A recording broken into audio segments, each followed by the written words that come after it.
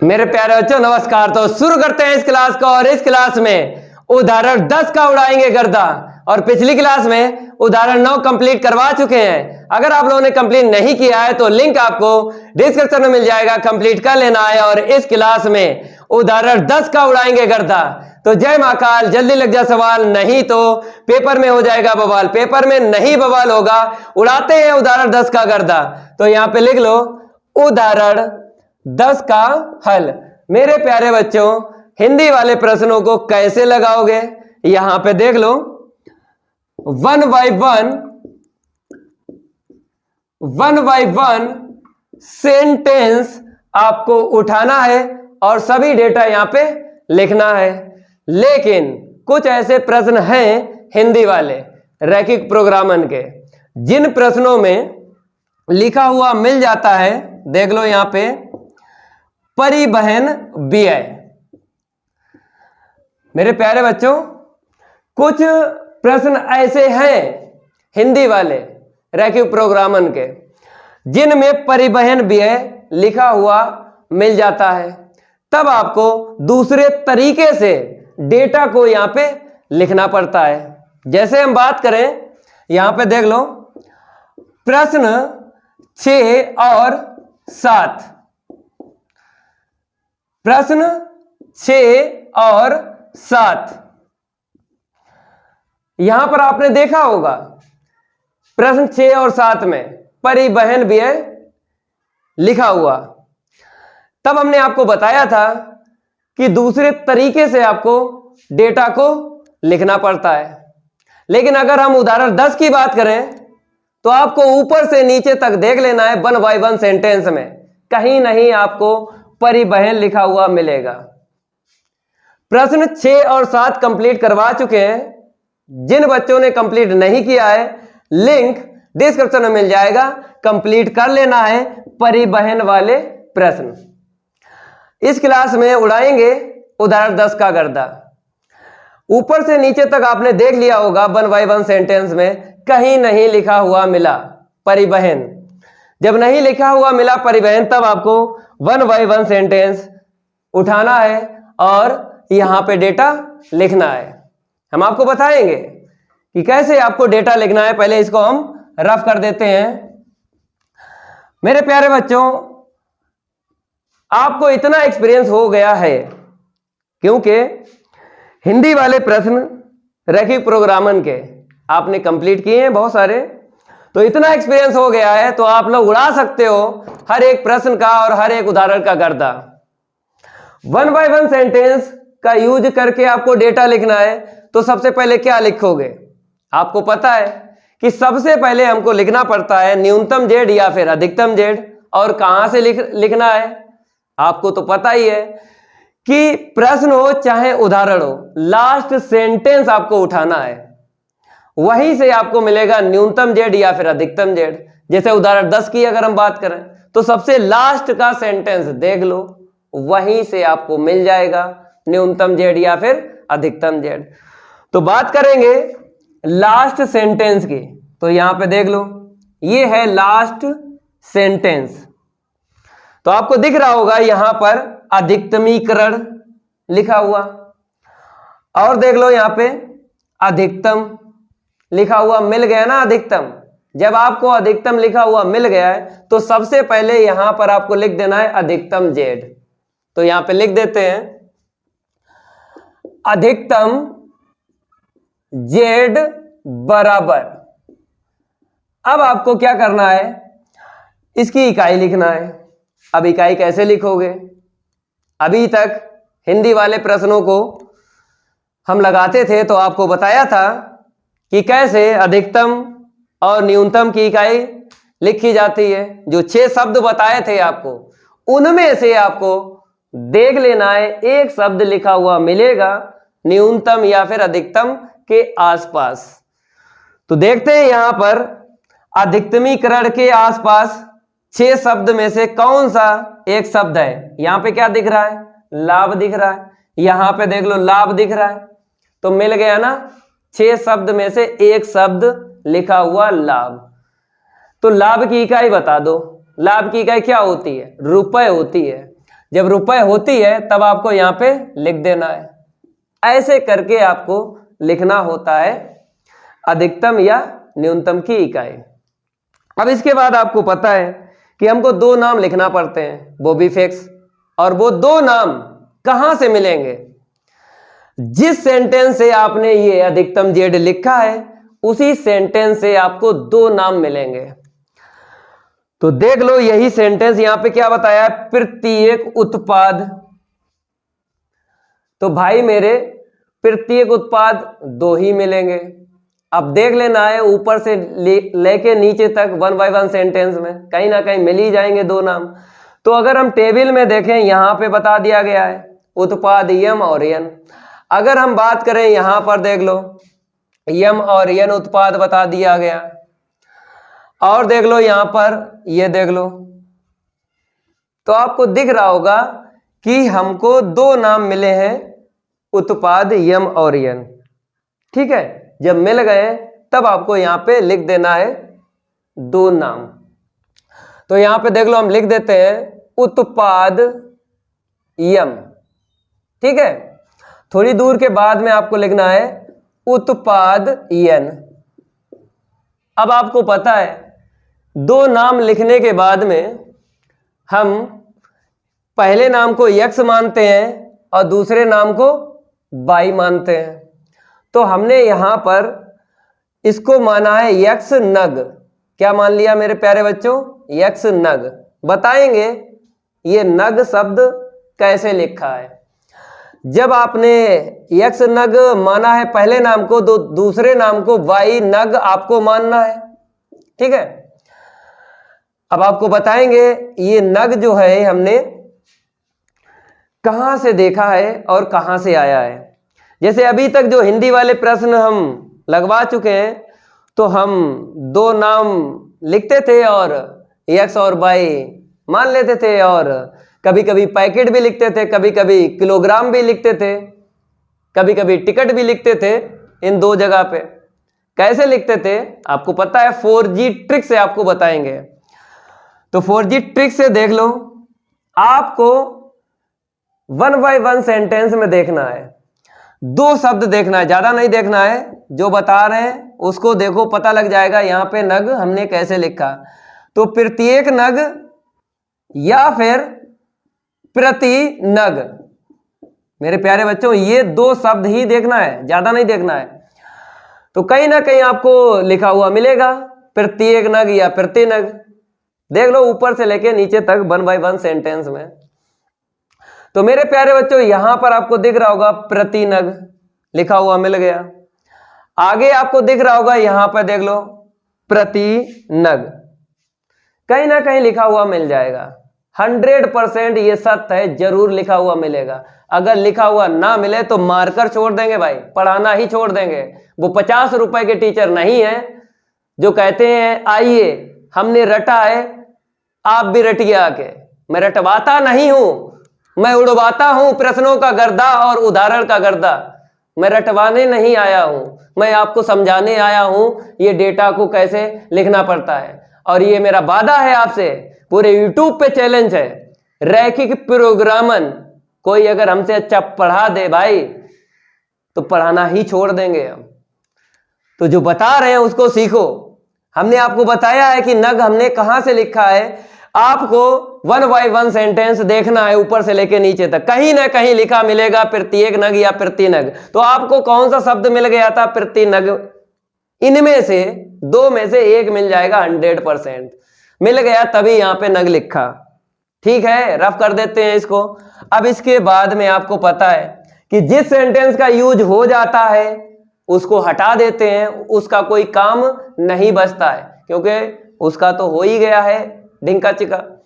तो लो ढिंका चिका, ये हमने रफ कर दिया मेरे प्यारे बच्चों। अब बात आती है मेरे प्यारे बच्चों, इन दो नाम के अलावा आपको नाम लिखना है। दो या दो से ज्यादा मिलेंगे, वो फिक्स नहीं होते हैं। फिर देखना है जो बचे हुए सेंटेंस है। तो अगर हम देखें टेबल से ही देख लो, क्योंकि जो दो या दो से ज्यादा आपको नाम लिखना है जो फिक्स नहीं होते हैं, उसकी भी हम 4G ट्रिक आपको बता देते हैं। आपको कुछ नहीं करना है, पहला नाम और दूसरा नाम, इन दो नाम से दो सेंटेंस आपको उठाना है पूरे प्रश्न में।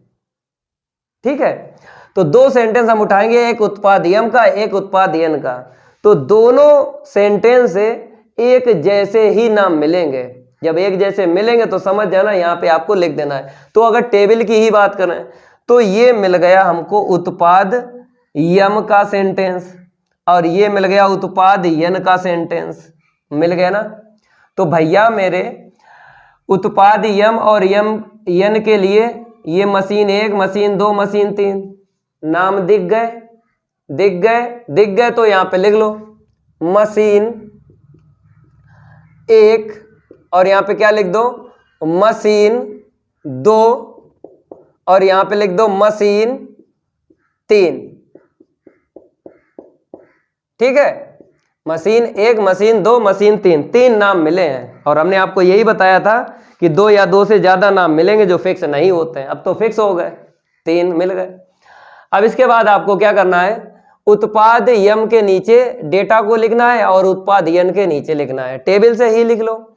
तो मशीन फर्स्ट के सामने क्या है, ये देखो नीचे 1 है, और उत्पाद यम के सामने 1। तो उत्पाद यम के नीचे लिखना है, मशीन 1 के सामने लिखना है 1, ये लिख दिया। ठीक है, फिर आपको देखना है मशीन सेकंड के सामने लिखना है 2, ये लिख दिया। लिखना आपको उत्पाद यम के नीचे ही है। मशीन 3 के सामने कितना है, 1, यहाँ पे लिख लो। अब आपने x माना है तो x यहाँ पे लिख दो। ठीक है, अब मेरे प्यारे बच्चों यहां पर देख लो उत्पाद यन, उत्पाद यन के लिए ये देख लो 2, 1 और 1.25। तो ठीक है, उत्पाद यन के लिए लिख लो मशीन 1 हो गया, मशीन 2 के नीचे 1 हो गया। ठीक है, मशीन 3 के लिए सामने लिख लो 1.25। अब आपने इसको x बाई माना है तो बाई यहाँ पे लिख लो। ठीक है, अब आपको पता है यहाँ पे प्लस ही यूज करते हैं, और ये अधिकतम जेड पूरा नहीं किया, पहले ही कर लेना था। तो इसकी तो जानकारी है, जैसे अधिकतम जेड पूरा कैसे करोगे, आपको सेंटेंस देख लेना है, जिस सेंटेंस में रुपए लिखा हुआ मिल जाता है उसी से लिख लो। तो यहाँ पर देख लो उत्पाद यम के लिए इतना रुपए दे दिया गया 600। ठीक है, तो उत्पाद यम को x माना है, 600x लिख दो, क्या दिक्कत है। ऐसे करके पूरा किया जाता है, पहले ही कर लेना था, लेकिन कोई बात नहीं है, बाद में कर लो, कोई दिक्कत नहीं है। और उत्पाद यन के लिए कितना बताया गया है, 400 रुपए। तो यहाँ पे लिख लो 400 बाई, क्योंकि आपने उत्पाद यन को क्या माना है, बाई, तो यहाँ पर आपको बाई लिख देना है, लो। ठीक है, अब इसके बाद आपको पता है कि हमें क्या करना पड़ता है, टोटलिंग लिखना पड़ता है। कैसे लिखोगे, पहले क्या करो, सेंटेंस को हटा दो जिस सेंटेंस का यूज हो जाता है। तो टेबल का यूज हो गया ना, तो टेबल का यूज हो गया, तो यहां से यहां तक देख लो, यही है टेबल। ठीक है, ये टेबल के लिए ही बताया गया था, यहां से हटा दो यार, क्योंकि 1 बाय 1 सेंटेंस का यूज करके डेटा को लिखना पड़ता है। ये लो, लिख गया डेटा, और ये भी सेंटेंस यूज हो गया, अधिकतम जेड पूरा कर लिया था हमने, कर लिया था ना, हटा दो इसको। अब मेरे प्यारे बच्चों टोटलिंग आपको करना है, कैसे करोगे हम आपको असीमिकाएं भी साथ में बताएंगे। तो देख लो यहाँ पे, इसको पहले हम रफ कर देते हैं, फिर आपको बता रहे हैं कि असीमिकाएं आपको कैसे यूज करना है, क्योंकि इसकी भी जानकारी होना चाहिए। जैसे ये देख लो यहाँ पे अधिकतम, अधिकतम में असीमिका यूज करते हैं लेस देन इक्वल, और न्यूनतम में ग्रेटर देन इक्वल असीमिका यूज करते हैं। तो मेरे प्यारे बच्चों अगर हम बात करें यहाँ पर मशीन 1, 2, 3 सेंटेंस देख लो, कहीं ना कहीं मिलेगा टोटलिंग, इसका, इसका और इसका, तीनों मशीनों का। तो मेरे प्यारे बच्चों ये देख लो, यहाँ पर तो नाम बता दिए गए हैं, मशीन 1, मशीन 2, मशीन 3, ये तो हमने लिख ही लिए हैं। ठीक है, ये तो हम लिख ही चुके हैं पहले से ही, क्योंकि यहाँ से देखो चाहे टेबल से देख लो एक ही बात थी। अब दूसरा सेंटेंस देखो, दूसरा सेंटेंस, तो यहाँ पे देखो मशीन 1 2, मशीन 1 2 इकट्ठा बता दिया गया कितना है 12 घंटे। तो 12 आपको लिख देना है। और यहाँ पे क्या बताया गया है अधिकतम, दोनों के लिए बताया, मशीन 1 मशीन 2। तो मशीन 1 के सामने 12, मशीन 2 के सामने 12 लिख दो। और यहाँ पे अधिकतम, अधिकतम में कौन सी अस्मिका यूज होगी, लेस देन इक्वल, ये लो लेस देन इक्वल। और इतना ध्यान रखना है यहाँ पे मात्रक देखो घंटा है, और जो आपने यहाँ पे लिखा 1 2 2 1 1 1.25, इसकी इकाई देख लो घंटा ही है, तो कोई दिक्कत नहीं है, इकाई सेम होना चाहिए। अगर इकाई सेम नहीं है तो इस तरफ वाले को हम चेंज करते हैं, इस तरफ वाले को नहीं चेंज किया जाता है, यहाँ पर जो लिखते हो उसको चेंज किया जाता है हिंदी वाले प्रश्नों में रैखिक प्रोग्रामन के। अब आपके समझ में आ गया होगा। अब इसके बाद में मशीन थर्ड देख लो, इसके लिए बताया गया होगा, यहाँ पे देख लो मशीन थर्ड के लिए यहाँ पे बताया 5 घंटे, तो 5 लिख दो यहाँ पे। और कम से कम बताया गया है, कम से कम मेरे प्यारे बच्चों एक ही बात होती है, जैसे यहाँ पे देख लो कम से कम, तो कम से कम या न्यूनतम एक ही बात होती है। तो अस्मिका कौन सी यूज करना है यहाँ पे, ग्रेटर देन इक्वल। ठीक है, हो गया ना। तो इस सेंटेंस को हटा दो, जिस सेंटेंस का यूज हो जाता है उसको हटा देते हैं। देख लो पूरा उदाहरण जो 10 है 1 बाय 1 सेंटेंस का यूज हो गया और पूरा चला गया, चला गया। एक भी सेंटेंस आपको दिख रहा हो तो बता दो, ऐसे करके आपको डेटा लिखना है। नहीं तो बहुत सारे टीचर क्या करते हैं, जिंदगी खराब कर दी है बच्चों की, फीस भी पड़ जाएगी, मजा भी नहीं आएगा, समझ में नहीं आएगा। जैसा बता रहे हैं वैसा करो ना, दिक्कत क्या है। अब इसके बाद आपको करना क्या है, देखो इसके बाद आपको ये जानकारी हमने पहले ही दे दी थी कि हिंदी वाले प्रश्नों में क्या होता है कि 2 अस्मिकाएं दी नहीं जाती हैं, 2 अस्मिकाएं नहीं दी जाती हैं। कौन से, एक तो x ग्रेटर देन इक्वल 0 और एक y ग्रेटर देन इक्वल 0। ये अपने पास से आपको 2 अस्मिकाएं लिखना है, ये हिंदी वाले प्रश्नों में नहीं दी जाती हैं। अगर प्रश्नावली 12.1 की बात करें, वहां पर आपको ये मिलेंगे, क्योंकि वहां पे बनाना नहीं पड़ता ना, अस्मिकाएं बनी बनाई मिल जाती हैं। अब इसके बाद आपको पता करना क्या होता है, अंताखंड बनाएंगे तो आपको लिखना पड़ेगा यहाँ पे अस्मिकाओं को, यहाँ पे लिख लो अस्मिकाओं को समीकरण के रूप में लिखने पर। तो अस्मिकाओं को समीकरण के रूप में लिखने पर, तो देख लो पहली अस्मिका है 1 ना लिखो, यहाँ पे प्लस का 2y बराबर 12, 12 का भाग लगा लो, ये लग गया 12 का भाग। ठीक है, बराबर 1 कट्टा पिट्टी कर लो, तो यहाँ पर तो इतना ही रहेगा, यहाँ पे देखो। ठीक है, इतना नोट करो। अब इसको उस तरफ लिखेंगे, पहले हम उसको रफ करेंगे, पहले इसको आप नोट कर लो, इसको रफ कर देते हैं। मेरे प्यारे बच्चों रफ हो गया, अब आपको यहां से लिख लेना है। तो यहाँ पे क्या है, x के अपान 12 और प्लस का y के अपान, देख लो 2 से काटा था 12, 6 मिला था। ठीक है, ये अंताखंड बन गया, नंबर 1 डाल दो। अब इसके बाद दूसरी अस्मिका का अंताखंड बना लो, तो यहां पर बताया गया है 2x प्लस का y बराबर है 12। ठीक है, लगा लो भैया मेरे, 12 का भाग लगा लो, 2 से काट लो, तो x के बट्टे 6 आया और प्लस y के बट्टे 12 आया बराबर 1। ये बन गया है दूसरा अंताखंड। समीकरण 2 डाल दो। अब आपको बना लेना है तीसरी अस्मिका से अंताखंड, तो 1 का इंटू एक्स में ना लिखो 1, अंतर पड़ेगा नहीं, प्लस यहाँ पे देख लो 1.25 बाई बराबर आपको 5 लिख देना है, लगाओ भाग, और साथ में दशमलव भी हटा देना है। तो x के बट्टे 5, तो 125 बटे दशमलव हटाएंगे, नीचे कितना आएगा 500 आएगा। ठीक है, बराबर 1, कट्टा पिट्टी कर लो, 4 से पूरा पूरा ये कट जाएगा, 4 पंचे 20 की 0, 4 दूनी 8 2 10, 4 एकम 4 और 1 5, पूरा पूरा कट गया। ठीक है, x के बट्टे 5 प्लस का y के बट्टे 4 बराबर 1। ये बन गया है तीसरा अंताखंड। अब इसके बाद में ये देखो x ग्रेटर देन इक्वल 0 लिख लो, x बराबर 0 समीकरण नंबर 4 डालो, y ग्रेटर देन इक्वल 0 है तो y बराबर 0 लिख दो, समीकरण नंबर आपको 5 डाल देना है। इसके बाद क्या करते हो, पुट z बराबर 0, ठीक है, बिंदु निकालते हो ना डब्बा बनाने के लिए, तो यहाँ पे देख लो पुट z बराबर 0, तो z का मान देख लो कितना है 600x है और प्लस का 422 है बराबर 0।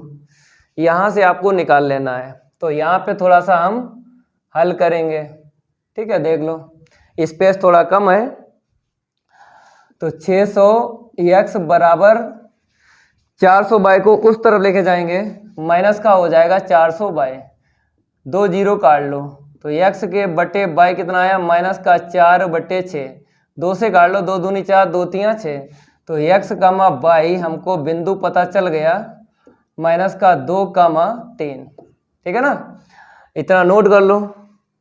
अब इसको हम रफ करेंगे, इस तरफ डायग्राम बनाएंगे, उसको नोट कर लो। मेरे प्यारे बच्चों रफ हो गया, अब आपको स्केल निकाल लेना है, डायग्राम बनाना है ना, स्केल निकाल लो। ये स्केल हमने निकाल ली है, ठीक है, ऊर्ध्वाधर रेखा खींचेंगे और क्षैतिज रेखा खींचेंगे। ये ऊर्ध्वाधर रेखा खींच ली, अब हम क्षैतिज रेखा खींचेंगे। डायग्राम जरूर सीख लेना है मेरे प्यारे बच्चों, जिस बच्चे ने डायग्राम समझ लिया ना गर्दा वही उड़ा सकता है रैखिक प्रोग्रामन का, नहीं तो बाकी तो सब ढिंका चिका ही कर रहे हैं, भविष्य खराब कर रहे हैं टीचर मेरे भाई। यहाँ पे x अक्ष डाल दो और यहाँ पे डाल दो y अक्ष, और इसका अपोजिट यहाँ पे y डैश, इसका अपोजिट यहाँ पे लिख देना है x डैश, ठीक है। अब आपको अंतराल लेना है, अंतराल अपने पास से नहीं लेते हैं, अंतःखंड से लेते हैं। तो यहाँ पे देखो पहले हम धनात्मक x अक्ष पे या ऋणात्मक x अक्ष पे अंतराल लेंगे, तो x के नीचे देख लो, अंतःखंड में देखना है, x के बटे 12 है, x के बटे 6, x के बटे 5 है, तो ठीक है 1 2 3 करके ले लो, 12 अधिकतम है, मिल ही जाएगा कॉपी पे, तो 1 2 3 करके लेंगे, 1 2 3 4 5 6 7 8 9 10 11, थोड़ा और बढ़ाएंगे क्योंकि थोड़ा कम यहाँ पे बचा है, ठीक है, और थोड़ा सा इसको यहाँ से ऐसे कर देते हैं, यहाँ पे लिख देते हैं x अक्ष, तो 1 2 3 4 5 6 7 8 9 10 11 1 12, ठीक है, और y के अपान देख लो, यहाँ पे 6 है, यहाँ पे 12 है, यहाँ पे 4 है, चलो 12 ही ले लो, धना दो y अक्ष पे, तो इतनी दूरी पे लेना है, 1 2 3 4 5 6 7 8 9 10 11 और 1 12, ठीक है। अब रेखाएं खींच लो, पहला अंतःखंड 12 पे 6 है, ठीक है, तो लास्ट में यहाँ पे मिल जाएगा 12 कामा 0, ठीक है, y के नीचे 6 है, ऊपर देख लो 1 2 3 4 5 6, यही मिलेगा ना 0 कामा 6, एक बार फिर काउंटिंग कर लेते हैं 1 2 3 4 5 6, तो पहला अंतःखंड खींचेगा, 2 बिंदुओं से एक रेखा खींचनी है, खींच लो 2 बिंदुओं से एक रेखा, ये लो 2 बिंदुओं से एक रेखा खींच रहे हैं, ये खींच गई है 2 बिंदुओं से एक रेखा, नंबर डाल लो 1। अब दूसरी रेखा खींचना है, अंतःखंड देख लो, दूसरा देख लो अंतःखंड, मार्कर ले लेते हैं यार, x के बटे 6 है, y के नीचे 12 है, तो x के नीचे 6, 1 2 3 4 5 6, क्योंकि x के नीचे प्लस 6 है तो धनात्मक x अक्ष पे लेना है 6, 1 2 3 4 5 6, तो यहाँ पे मिल जाएगा 6 कामा 0, y के नीचे 12 है तो ऊपर ले लो, लास्ट में मिलेगा 0 कामा 12, क्योंकि अंतराल हमने लिया है आखिरी 12, तो 6 पे 12 रेखा खींचना है, ये खींच गई है 6 पे 12, ये लो, ठीक है, नंबर 2 डाल लो, काउंटिंग करते रहो। अब इसके बाद में ये तीसरा दिख रहा है अंताखंड, x के नीचे 5 है, धनात्मक यहाँ पे मिला है, 1 2 3 4 5 यहाँ पे मिल जाएगा 5,0। ठीक है, y के नीचे 4 है, धनात्मक y अक्ष पे 4 ले लो, 1 2 3 4, तो यहाँ पे मिल जाएगा 0,4। चलो भैया क्या करना है, 2 बिंदुओं से एक रेखा खींचना है। ये 2 बिंदुओं से एक रेखा खींच ली है, खींच गई लो। ठीक है, और आपको काउंटिंग करना है, यहाँ पे कर दें काउंटिंग। चलो यहाँ पे कर दो 3 नंबर, चाहे यहाँ पे लिख लो चाहे यहाँ पे लिख लो, कोई दिक्कत वाली बात नहीं है। अब x बराबर 0 ये कहाँ पे मिलेगा बताओ, x बराबर 0 और y बराबर 0 ये रेखाएं खींचना नहीं पड़ती हैं, खींची खिंचाई मिल जाती हैं। तो x बराबर 0 मिलेगा आपको, ये ऊर्ध्वाधर रेखा है ना y अक्ष, यहाँ पे मिलेगा। तो 4 नंबर यहीं पे डाल लो भाई। ठीक है, y बराबर 0 कहाँ पे मिलेगा, क्षैतिज रेखा पर, x अक्ष पे मिल जाएगी। तो नंबर 5 यहाँ पे डाल लो। अब इसके बाद में आपको करना क्या है, ये जो बिंदु निकाला ना इससे डब्बा बनाओ, क्यों डब्बे से ही आंसर शीट निकलेगी। तो -2,3 है, तो यहाँ पर x का मान मिला है -2, तो x का मान -2 मिला है, तो इस साइड ले लो, ऋणात्मक x अक्ष पे -2, 1 और 2 ले लिया ना -2, और y का मान कितना है 3 है, ऊपर ले लो 1 2 3। ठीक है, डब्बा बना लो, डब्बे से ही आंसर शीट निकलेगी। ठीक है, डब्बा जरूर आपको समझना है। ये 0,4 थोड़ा ऊपर खिसका देते हैं, क्योंकि डब्बा बनेगा ना तो दिक्कत आएगी। चलो भाई यहाँ पे थोड़ा और सही से लिख देते हैं, आपको दिक्कत ना आए, चाहे हमको कुछ भी करना पड़े। ठीक है, ये डब्बा बन गया। ठीक है, डब्बा जरूर आपको सीखना है, इस डब्बे से ही आंसर शीट निकलेगी। तो यहाँ पे लिख लो -2,3। ठीक है, और आपको ये भी जानकारी है मेरे प्यारे बच्चों, ये जो डब्बा बनता है इसकी रेखा z बराबर 0 की होती है, तो मूल बिंदु से ही आपको ये लेना है, मूल बिंदु से ही रेखा खींची जाती है z बराबर 0। अब इसके बाद आपको क्या करना है बताइए, इसके बाद आपको तीर लगाना है। तो तीर कैसे लगाओगे हम आपको बताते हैं, ले लेते हैं बुक, सही से आपको समझा देते हैं। वैसे तो हमको पता ही है कि कैसे तीर लगाए जाते हैं। तो पहला जो आपने अंताखंड बनाया था x + 2y ≤ 12, इसी से बनाया था। दूसरा जो बनाया था 2x + का y ≤ इतना। जो तीसरा बनाया था x + का 1.25 > कितना था भाई 5, यही था ना। ये 1 2 3 ये इसलिए यहाँ पे लिख दिया है, दिक्कत ना आए। वैसे तो हमको पता है कि इसकी अस्मिका ये है, इसकी अस्मिका ये है, इसकी अस्मिका ये है। बच्चों की कमेंट आई थी कि सर आप डायरेक्ट बता देते थे, तो आप थोड़ी हेल्प ले लो बुक की। हम ज़्यादा हेल्प नहीं लेते हैं किताब की, हमने आपको पहले ही बताया वो 50 रुपए के टीचर नहीं है जो देखा दाखी करें। वो आपके लिए हम ये किताब ले ली हैं, नहीं तो किताब तो यहाँ पे बुद्धि भगवान ने दी है ना, कंप्यूटर वैसे करो दिक्कत नहीं आती है। तो पहला यही तो आपने बनाया था अंताखंड, <= है, तो <= पे अंदर तीर लगाना है, लगा लो। पहली रेखा कौन सी है, अंदर तीर लगाओ। अंदर तीर का मतलब है मूल बिंदु की तरफ, मूल बिंदु ये है, मूल बिंदु की तरफ तीर की दिशा देनी है, तीर की दिशा मूल बिंदु की तरफ आपको देनी है। हो गया ना। अब यहां पे आ जाओ, ये अंताखंड बनाया था इससे, <= है, अंदर तीर लगाओ नंबर 2 के, ये लो, यही तो नंबर 2 रेखा है। काउंटिंग इसीलिए हमने आपको पहले ही बताया था, काउंटिंग करते रहो क्योंकि तीर लगाने में दिक्कत नहीं आती है। ये लो। अब इसके बाद तीसरा अंताखंड बताओ, <= है, तो तीसरी रेखा कौन सी है देख लो, तीसरी रेखा ये है, तो <= पे बाहर तीर लगाओ। कहने का मतलब है ये मूल बिंदु के अपोजिट आपको लगाना है। ये लो, मूल बिंदु के अपोजिट ये तीर लग गए। अब इसके बाद आपको पता है x बराबर 0 और y बराबर 0 इसके तीर लगाना है। इसको पहले हम रफ कर देते हैं फिर आपको बताते हैं। जैसे आपने इतना तो सीखा ही है कि x ग्रेटर देन इक्वल 0 और y ग्रेटर देन इक्वल 0, इसके तो तीर फिक्स हैं, आपको पता है, तो इसके लगा रहे हैं, इसके लगा लो, ये तीर लगेंगे, ठीक है। तीर चाहे छोटे छोटे लगाओ, चाहे बड़े बड़े लगाओ, चाहे दूर दूर लगाओ, चाहे पास पास लगाओ, लगाओ तीर लगाओ। इसके हो गए, इसके देख लो ऊपर लगते हैं, ये देखो ये ऊपर हम तीर लगा रहे हैं। अब आपको छायांकित करना है, छायांकित में बड़ा मजा आएगा। दो तरीके से छायांकित होता है। पहला तरीका जहाँ पे सारे के सारे तीर मिल जाते हैं वहां पे छायांकित होता है, और दूसरा तरीका आपको पता है, पटरी दो हो, सेट स्क्वायर हो, छुपाना पड़ता है, कहाँ पे छायांकित होता है। दोनों तरीके बता देंगे। पहला तरीका देख लो यहाँ पे, पहला तरीका कहने का मतलब है कहाँ पे आपको सारे तीर नजर आ रहे हैं, नहीं दिख रहे हैं सारे तीर, ठीक है, तो दूसरा तरीका देख लो। भाई दो तरीके हैं, एक भी तरीका यूज कर लो। तो यहां पर हम स्केल ले लेते हैं। इसने बोला है, इस रेखा ने क्या बोला है बताइए, इस रेखा ने ये बोला है,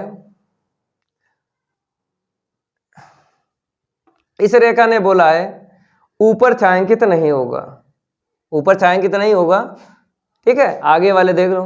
और इस रेखा ने क्या बोल दिया, ये यहां से देख लो, इस रेखा ने बोला मेरे पीछे छायांकित नहीं होगा, आगे होगा, ठीक है। और इसने क्या बोल दिया, इसने देखो हम डार्क कर रहे हैं, आपको सीखना है। इस रेखा ने यहां से बोल दिया ऊपर होगा नीचे नहीं होगा। फिर यहाँ पे आ जाओ, इस रेखा ने क्या बोल दिया, इस रेखा ने बोल दिया आगे होगा पीछे नहीं होगा। और इसने क्या बोल दिया, यहाँ से देखो, यहाँ से इसने बोल दिया पीछे नहीं होगा आगे होगा। तो छायांकित तो यही होगा, ठीक है, ये छायांकित होगा। तो ऐसे करके सीख लो ना, दिक्कत क्या है। ये सारे के सारे तीर जहाँ पे आपस में देखने लगते हैं वहां पे छायांकित हो जाता है। लेकिन ये तरीका सॉलिड है, ये तरीका सॉलिड है कि रख लो ऐसे पटरी, एक और पटरी ले लो यहाँ पे रख लो, एक और पटरी ले लो यहाँ पे रख लो। तो ये सिस्टम सही है कि बताता है कि आगे वाले तीर देख लो। तो इस लाइन ने बोला पीछे छायांकित नहीं होगा आगे होगा। इस रेखा ने क्या बोला, ये बाई अक्ष वाली, इसने बोला पीछे नहीं होगा आगे होगा, ये देखो ऐसे करके। फिर इसने क्या बोल दिया, ऊपर नहीं होगा नीचे छायांकित होगा। और इसने क्या बोल दिया, पीछे छायांकित नहीं होगा आगे होगा। और इसने क्या बोल दिया, ऊपर होगा नीचे नहीं होगा। तो यही तो छायांकित होगा। तो ये तरीका बढ़िया है, और वो वाला भी तरीका बढ़िया है। उसमें क्या होता है, कंफ्यूजन हो जाती है, सारे तीर जहां पे मिल जाते हैं वहां पे छायांकित होता है। लेकिन ये सॉलिड है। छुपाना, पटरी अटरी दो तीन होना चाहिए, और क्या दिक्कत क्या है। अब इसके बाद आपको यहाँ पे लिख देना है कि ये जो है सुसंगत क्षेत्र कैसा है, क्योंकि सुसंगत क्षेत्र दो तरीके के होते हैं। मार्कर ले लेते हैं, आपको बताना है दो तरीके के होते हैं, एक होता है बाउंडेड और एक होता है अनबाउंडेड। तो यहाँ पे सुसंगत क्षेत्र हम लिख देते हैं पहले हिंदी, पहले क्या लिख देते हैं, हिंदी परिबद्ध है। अब बताओ इसकी इंग्लिश, इंग्लिश बाउंडेड, तो यहाँ पे क्या लिखेंगे, बाउंडेड, ये लो बाउंडेड लिख दिया। इसके बाद क्या करोगे, इसके बाद आपको बिंदु ढूंढना है। तो छायांकित के आसपास देख लो कितने बिंदु हैं, उनमें से एक बिंदु मिलेगा। तो एक, ये देखो 1 2 3 और ये 4 नंबर और ये 5 नंबर, कितने बिंदु मिल गए, 5 मिल गए। तो इनमें से ही एक मिलेगा। बताएंगे कैसे मिलेगा, पहले इसको हम रफ कर देते हैं। और आपको ये जानकारी होना चाहिए मेरे प्यारे बच्चों कि स्टार्टिंग में आपने क्या लिखा था, स्टार्टिंग में आपने लिखा था अधिकतम जेड, तो आपको अधिकतम बिंदु ही निकालना है। अगर आपने स्टार्टिंग में न्यूनतम जेड लिखा होता तो न्यूनतम बिंदु निकालते। तो मेरे प्यारे बच्चों, अगर आपने अधिकतम जेड लिखा है स्टार्टिंग में, तब आपको अधिकतम बिंदु ही यहां पे लिखना है। तो पहले हम क्या करेंगे, यहां पर लिख देते हैं अधिकतम बिंदु, क्या लिख देते हैं, अधिकतम बिंदु, ठीक है। ओके सर,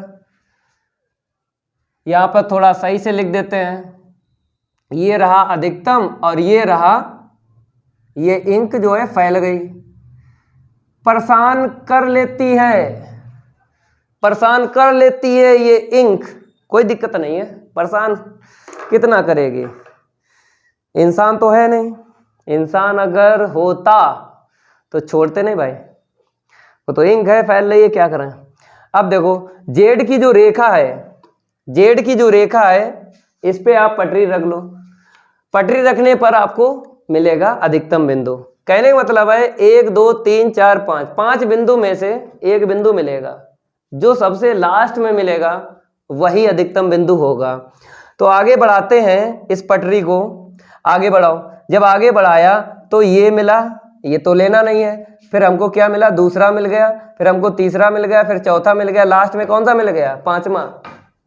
सबसे लास्ट वाला बिंदु लेना है। फिर देख लो दोबारा आगे बढ़ाते हैं इस पटरी को, सबसे बाद में यही बिंदु मिला है, सबसे बाद में यही बिंदु मिला है, समांतर रेखा खींच लो। क्योंकि समांतर रेखा इसलिए खींच लो क्योंकि मेरे प्यारे बच्चों ये पता लग जाता है कि जेड की रेखा से, पहले हम समांतर रेखा खींच लेते हैं फिर बता रहे हैं। मेरे प्यारे बच्चों क्या बता रहे थे कि समांतर रेखा खींचने से ये पता लग जाता है कि जेड की जो रेखा है इस रेखा से ये बिंदु कितनी दूरी पे है, कितनी दूरी पर है। तो हम कह सकते हैं कि ये जो है अधिकतम बिंदु है, तो इसलिए आपको ये समांतर रेखा खींच लेनी है। अब मेरे प्यारे बच्चों समांतर रेखा तो खींच गई, अब बताइए यहां पर बिंदु यहां पे बिंदु बताओ कैसे पता करोगे, हम आपको बताते हैं। जैसे आप ग्राफ पे बनाओगे तो आपको सटीक मिलेगा, और यहां पर मेरे पास ग्राफ नहीं है, हम लंब डालेंगे, एक्स अक्ष पे लंब डालेंगे, एक्स का मान मिलेगा, वाई अक्ष पे लंब डालेंगे, इस बिंदु से वाई का मान मिलेगा। तो भाई मेरे हम लंब डालते हैं, तो लंब हमने डाला, सीधा सीधा डालेंगे लंब, ये लो लंब पड़ गया, लंब पड़ा मेरा देख लो अंतराल पे पड़ गया सीधा सीधा। तो थोड़ा डार्क डाल देते हैं, आपको समझ में ना आए, गिन लो 1 2 3 4, 4 पे मिला है ये लंब। तो एक्स का मान कितना मिल गया, 4 मिल गया ना, ठीक है, एक्स का मान मिल गया। अब आपको इस बिंदु से वाई अक्ष पे लंब डालना है, वाई का मान मिल जाएगा। तो वाई अक्ष पे जब हम लंब डालेंगे तो मेरे प्यारे बच्चों ये देख लो लंब सीधा सीधा हमको कहाँ पे मिल गया, सीधा सीधा हमको मिल गया अंतराल पे, गिनो 1 2 3 4। तो वाई का मान भी हमें 4 मिल गया, मिल गया। जिन बच्चों को इस तरीके से समझ में नहीं आता है, दूसरा तरीका है मेरे पास बिंदु निकालने का, बताते हैं। पहले ये बताओ इस बिंदु क्या बोलते हैं, प्रतिच्छेद बिंदु बोलते हैं। क्या बोलते हैं, प्रतिच्छेद बिंदु बोलते हैं। तो प्रतिच्छेद बिंदु बोलते हैं, इसकी जानकारी आपको है कि दो रेखाएं होकर जाती हैं, ठीक है, उनका कटान बिंदु होता है। तो कटान बिंदु होता है, कौन सी दो रेखाएं इस बिंदु से होकर गई हैं, एक तो पहली गई है, ये लो पहली, देख लो ये पहली, ठीक है। फिर दूसरी कौन सी है, ये नंबर 2। तो मेरे प्यारे बच्चों समीकरण 1 और 2 को हल कर लेना, समीकरण 1 और 2 को हल कर लेना, जो आपने असमीकाएं बनाई थी बराबर लिख लेना। x बराबर 4 निकलेगा और y बराबर 4 निकलेगा, हल कर लेना। ये दूसरा तरीका है, जब x और y के मान आ जाए यहाँ पे रख देना है। लेकिन वो तरीका जो है उसमें टाइम ज़्यादा लगता है, इसमें टाइम कम लगता है। ग्राफ पे अगर ये बनाओगे डायग्राम तब आपको मिल जाएगा ना x और y का मान। हल कब करते हैं, हल तब करते हैं जब बिंदु दशमलव का मिलता है, दशमलव का मिलता है तब हल करते हैं, ऐसा करके। जब दशमलव का ना मिले तब आपको ऐसे हल करना है, वो पता लग जाता है दशमलव का मिलेगा या नहीं, ग्राफ पे बनाना एक्सपीरियंस आ जाएगा। तो x का मान और y का मान हमें मिल गया है 4, आपके समझ में आया होगा। अब इसके बाद आपको यहाँ पे लिख देना है, ये 4 हो गया, ये भी 4 हो गया, ठीक है। अब आपको ये भी जानकारी है कि x बराबर यहाँ पे 4 लिखते हैं और y बराबर 4 लिखते हैं। आपने 2 नाम फिक्स माने थे, उनके बराबर भी लिखना है। तो उनके बराबर आपको लिखना है उत्पाद यम बराबर आपने क्या माना था, x नग। तो x का मान 4 है तो 4 नग आपको लिख देना है, ठीक है। अब उत्पाद यन को क्या माना था, y नग, तो y का मान रख दो 4 नग।